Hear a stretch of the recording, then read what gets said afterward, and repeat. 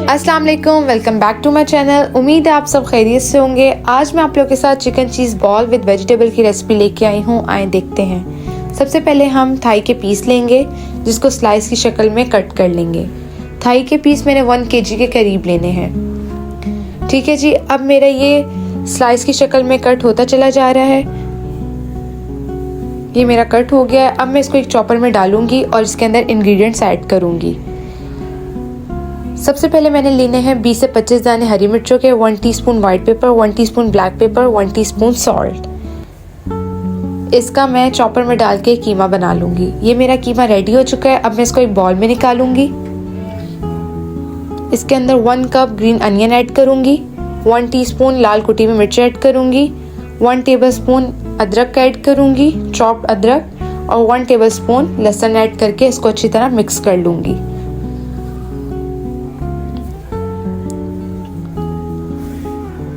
ये मेरा मिक्स हो चुका है।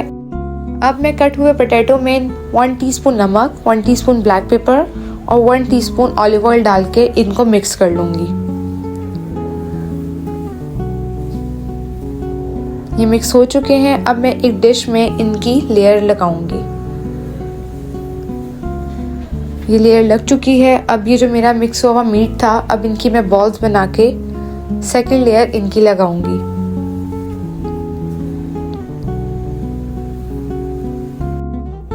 इतने में एक पैन में 1 टेबलस्पून ऑलिव ऑयल लूँगी।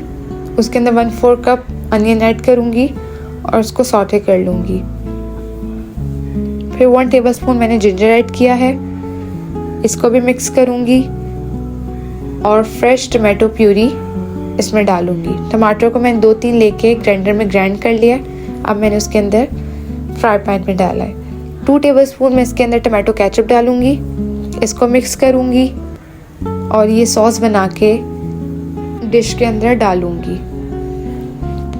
और फॉइल पेपर से इसको कवर करके 150 to 160 सेंटीग्रेड पर इसको बेकिंग ओवन में रख दूंगी।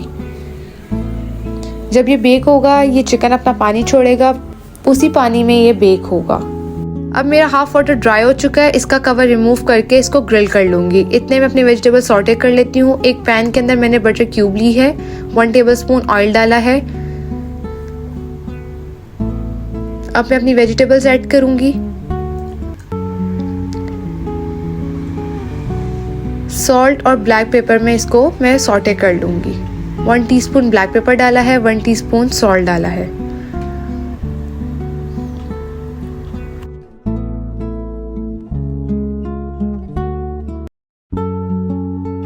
ये मेरी वेजिटेबल्स हो चुकी हैं तैयार। अब मैं अपनी डिश को बाहर निकाल के इसके ऊपर ग्रेटेड चीज़ ऐड करूँगी